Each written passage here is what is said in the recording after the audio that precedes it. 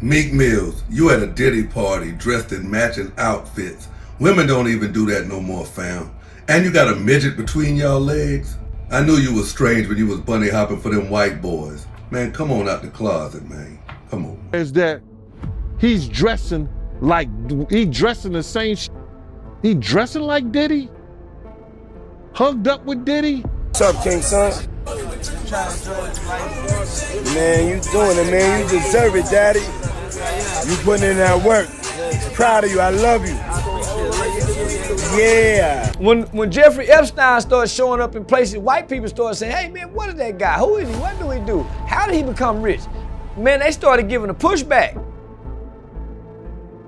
There was never no pushback against Diddy, even with all the rumors of him killing Tupac. So I don't think Diddy just got something on the executive, he got something on everybody. Right now, while Sean Diddy Combs sits at the center of one of the most significant federal trials in hip-hop history, one artist from Philadelphia has decided he is done staying quiet. Meek Mill stepped forward publicly, first through a series of raw, unfiltered posts on social media, and then through a sit-down interview with Complex to address the storm of speculation that has been circling his name for well over a year. And what makes his decision to speak out so notable is not just what he said, but the timing, the tone, and the questions his words inevitably raise about the world he and Diddy once moved through together. This is not a simple story of denial. What Meek laid out when you look at the full picture is a window into the culture of silence that has surrounded the Diddy case from the very beginning. Who knew what? Who was there? And who has chosen quietly and deliberately to say absolutely nothing? Meek Mill chose a different path. Before we can talk about what Meek said, we need to understand how his name ended up in the conversation in the first place. Because here's the important detail that most people glossed over in the rush to form opinions. Meek Mill was never directly named in any court documents, not once. What actually happened is that music producer Rodney Lil Rod Jones filed a civil lawsuit against Diddy, and buried within that filing was a reference to Diddy allegedly boasting about a personal encounter with a rapper described only as a Philadelphia rapper who dated Nicki Minaj. That vague single-line description was enough for the internet to fill in the rest. You understand? So I can imagine him play fighting with Lil Rod. Because, you know, a lot of people could say what they want to say about Diddy. You know, he got a knuckle game. He will fight you. You know what I'm saying? You his size, you understand this? Around your size, something like that, he would fight you. He had a knuckle game. He wasn't that dude that like people try to say he was some old scared ass nigga. Nah, he would fight you. You understand? So I could see with a person like Lil Rod, he probably was roughing him up, grabbing him, groping him, you know what I'm saying? Acting like he playing with him, but he actually want him to do what he want him to do. So, like I said before, that's in the past. So when I read it from Lil Rod, I see he's doing the same in the future. So he was doing this with females too back then when you was around. Right. That's how him and Kim got into the fight, and he, you know, play fight. He used to play fight with the pillows, like the pillow fight, that dumb that, you know, that's kid to me. But if that's the way they do, that's the way they do. You understand? He used to do it with Kim all the time. So the horseplay was his way of grooming you in a sense. Well, that grooming, that's some new. You know what I'm saying? We didn't call it grooming back then. That his horseplay was a way of letting you know I could really hurt you if I wanted to. You get it? I could really hurt you. And that's what that kid probably felt. Yo, why he doing me like that? Oh, he just playing with you. No, he was letting you know if I turn this up, I could really hurt you. And that was his way of trying to get you to be submissive to him. Right. He's letting you know, he's putting in your mind, listen here, bro. He's trying to put in his mind, we're playing now. But if I really want to turn on you, it's on. You ain't got no wins. So that kid is feeling, yo, listen here, In his mind, if you read the documents, in his mind, he was so scared that when he went to other people in the camp and said, why did he treat me? Why did he doing this and doing that? They said, oh, he just playing with you because he love you. He like you. He was, no, he was trying to instill that fear in you that he had in you.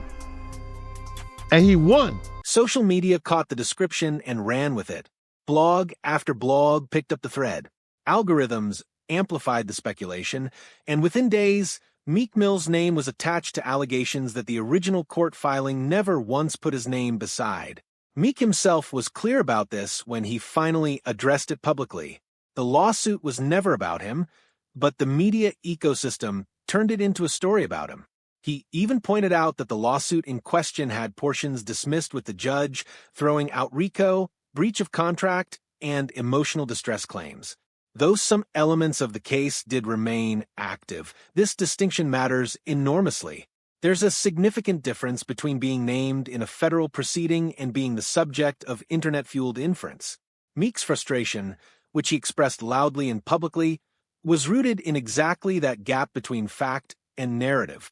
When Meek finally spoke at length, he did so through two channels: a series of posts on X in May 2025, and then a more measured formal interview with Complex recorded in early June and published in July of the same year. Together, these two moments give us the most complete picture of where he stands and what he was willing to say on the record. On social media, Meek was direct and fired up.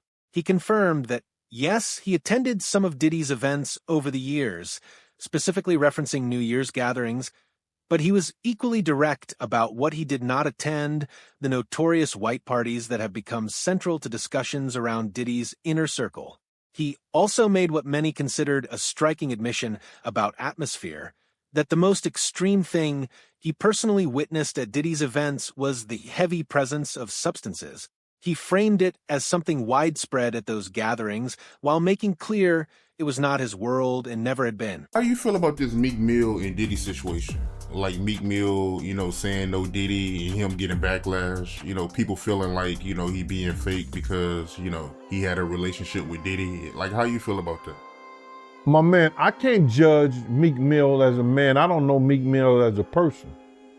You understand? And if he wants to say no Diddy, no homo, no this, no that, that's his choice.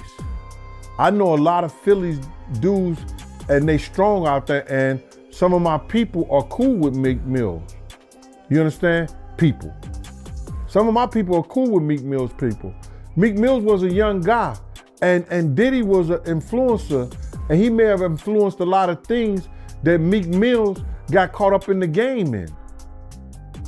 Brother, I don't know Meek Mill as a man. You understand? I know some of his people through my people who knows his people. If Meek Mills want to say no Diddy, if Meek Mills want to say no homo, I don't have a problem with Meek Mill doing that. Meek Mill's got to deal with what he got to deal with based on the relationship him and Puff had. Dressing alike, being cozy, Puff calling him daddy, saying little innuendos to him. People are looking at that and saying Meek Mill is wrong for saying no Diddy. But you can't tell a man how to spend his money and how to make love to his wife or his Diddy. So, I don't know. I don't know, Mike. I just don't know. Nah, I feel you, man. I get it, man. I see where you're coming from. But I gotta ask you about this party, right, that Diddy threw for Meek Mill. You heard about how the owner, she came out saying that she found used condoms, lubricant, razor blades, powder, blood on the bed sheets. You heard about this? No, what happened is that Diddy had rented a mansion out for Meek Mill's birthday party, and he had rented it for like $25,000. I remember we rented one of Cher's mansion out. You know what I'm saying? And that's the day he had fired his cook, but that's a whole nother story. You know what I'm saying? It was me, Wolf, Mace, Ock. Was Ock staying there? No, just me, Wolf, Mace, Puff, and there was one other person staying in the mansion. But anyway, long story short is that they came recently. This happened a long time ago, but they recently just made a statement that they found loads of cocaine. I wonder what they did with the cocaine, because they didn't turn it over to the police. They said they found loads of cocaine, razor blades. They said that the sheets were bloody, nasty. They found a whole lot of used condoms. And it was a Diddy party, given in Meek Mill's honor for his birthday. I was like, yo, wow. They said it was disgusting the way that they left the place. So I know they got hit with another bill on top of that $25,000 and the different deposits they had to put down for cleanup and all this other stuff. In the complex interview, his tone became more measured and analytical. He spoke about always traveling with a close group of people from Philadelphia, never showing up alone, and never placing himself in environments that conflicted with his personal values. He stressed that his character and credibility had never genuinely been questioned by people who actually know him. The public storm, he argued, was largely manufactured. He claimed that what appeared to be a massive wave of public opinion was, in his estimation, driven overwhelmingly by coordinated bots rather than real people with genuine concerns. One of the most consistent threads running through everything Meek Mill's said publicly was an argument that extended well beyond his own situation. He positioned what happened to him as part of a larger, deliberate campaign against black artists in the entertainment industry. This was not a passing comment. He returned to this point repeatedly, and it clearly represents something he believes deeply. You can't be that guy at the gay party getting mad at the gay dudes hitting on you. Right. You at they function. So now you gonna be homophobic in here? Right. What? You the jerk right now. You the clown. You at they shit getting mad. They try to see what's to you. Yo, dumbass. Give me a take on the flack that Meek Mill has gotten throughout all this, you know. Meek Mill's situational awareness is just low, bro. Like, that's all it is. But the man had his Amazon account hooked to his Twitter. He buying dildos and everything. It's showing on his Twitter, bro. You can't do that. Look that up. That's real. He just crazy, bro. Like, that's all it is. Like, you know, I feel like Meek is an honorable dude. He just kind of, he just don't be up to speed a lot of times. Is that audio real? What are you getting? I don't know. That audio, I can't confirm that. Yeah. You know what I'm saying? Because my thing is this, like, the feds announced that they have a video of Diddy on camera assaulting a male. You see what I'm saying? So, like, if they making these type of announcements, bro, if they had anything on Meek Mill, bro, like, that's everywhere. Because he just got out of jail and then got off of probation, got a judge fired and all type of things. Like, so it's people who want to see him look bad. Right. So if they had it, it'd be out. Meek Mill's argument was essentially this. The media infrastructure that exists today makes it trivially easy for one vague, unverified claim to be picked up by 15 separate outlets before anyone has checked whether it has any basis. In fact, he described it as a structural form of defamation where by the time a correction might appear, the damage to a person's reputation is already done and largely irreversible. He pointed to the way an accusation that was never in any court document ended up being treated in certain corners of the media as an established rumor worth reporting. He also called out what he saw as a particularly troubling pattern that this kind of treatment seemed to disproportionately target black men in hip-hop. He was not suggesting the Diddy case itself was fabricated. He was drawing a distinction between serious federal allegations against Diddy and the separate, unverified wave of speculation that swept in other names alongside them. In his view, those were two very different things, and conflating them served an agenda he found deeply troubling. Whether you agree with that framing or not, it is a perspective that deserves serious engagement rather than dismissal. Here is where Meek Mill's statements become genuinely interesting.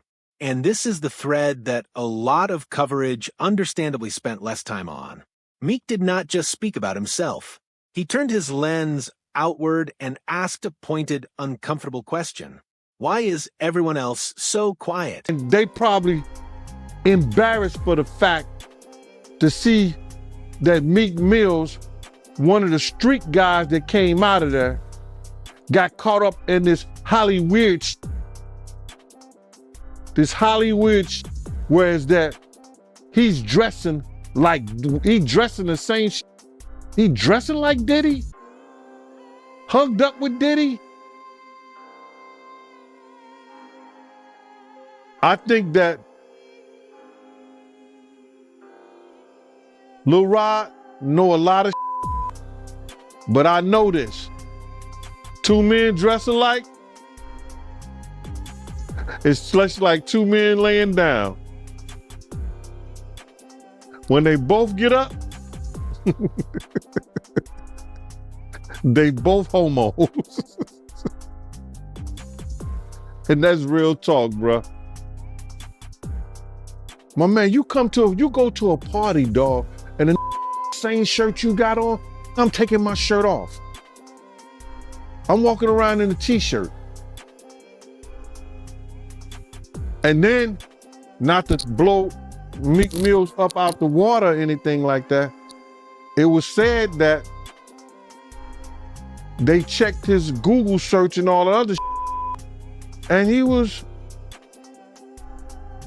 searching for some online gay porn and all that other Oh, wow. That shit is crazy, bro. But listen, those are what, you know, it's crazy that money, that lifestyle, and you trying to fit into something, get you. These guys never set out to do all this shit. Meek Mill's, when he got into the game, he didn't set out to be questioning about his manhood with Diddy. But he put himself in that position. Meek Mill noted with visible frustration that if the parties being discussed in the Diddy proceedings were entirely innocuous, it would stand to reason that others who attended them would come forward and say exactly that. The fact that virtually no one from Diddy's broader circle had stepped forward to publicly characterize their own experiences struck Meek as deeply suspicious. He made the observation plainly. The silence of others, people who had been just as present in those spaces, was saying something whether they intended it to or not. This is a perspective that carries a certain weight. It does not accuse anyone by name, but it does invite a broader conversation about what collective silence means in a moment like this, when the entire architecture of a powerful person's social world is being scrutinized in federal court. Meek was essentially saying that choosing to say nothing when speaking up would cost you nothing if everything truly was above board raises its own set of questions. Meek Milk. As far as I'm concerned, he Meek Milk. I ain't calling him Mill no more. That's milk. That's Meek Milk. Added to the honeycomb. You got a meal. So you believe the Dwayne Martin story, that could have happened? Of course. Everybody know that shit. Everybody knew they was just ain't nobody know Dwayne was folding him over like that, taking him to Pound Town.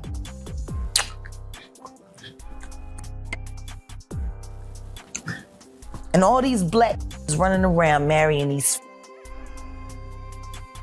sitting there convincing other women to go chase a fag.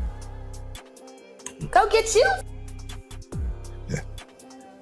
Look at my it isn't he? Can you imagine if these told the truth about their relationships? I want you to meet my husband. He a fag.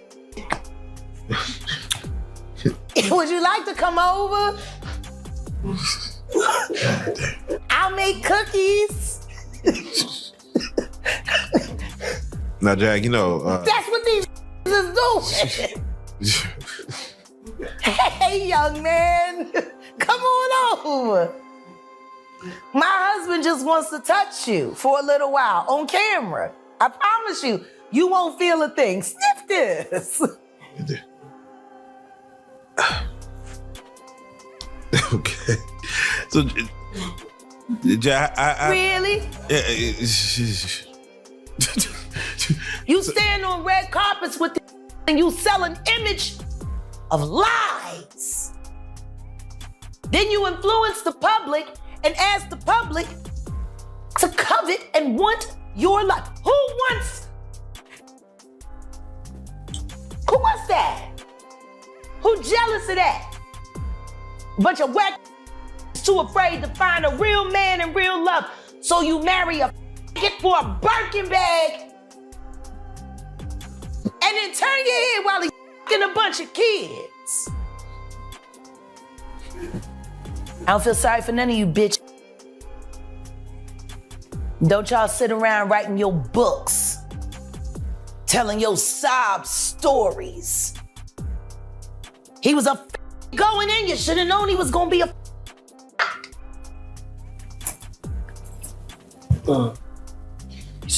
You married that and made babies with it. Look at Nicki Minaj. You got marrying level 3 offenders. And do you know since then, she done moved out. She don't live at the house they was living at no more. Kenneth there by herself. She literally got him a zoo. And she fills it with who don't mind rough. Irrespective of this, Meek Mill also raised the point in a way that somewhat reflected on himself by speaking out. He was implicitly holding himself to a standard he then applied to others that consistency, whatever one thinks of the rest of his comments, is worth acknowledging. Now, this is where the conversation expands beyond Meek Mill specifically and touches on something much larger that has been circling the Diddy case from the very beginning. Legal analysts and commentators have repeatedly drawn a structural parallel between the federal case against Diddy and the infamous network surrounding the late financier Jeffrey Epstein. Both cases involve allegations of powerful men using wealth, access, and influence to enable behavior that was apparently known, at least partially, to a wide circle of people who said nothing for years. The You Know What files, as they have come to be known in public discourse, revealed just how many names were connected to Epstein's world without most of those people ever facing meaningful scrutiny. That same dynamic is now being applied to the conversations around Diddy. Who traveled? Who attended? Who was aware?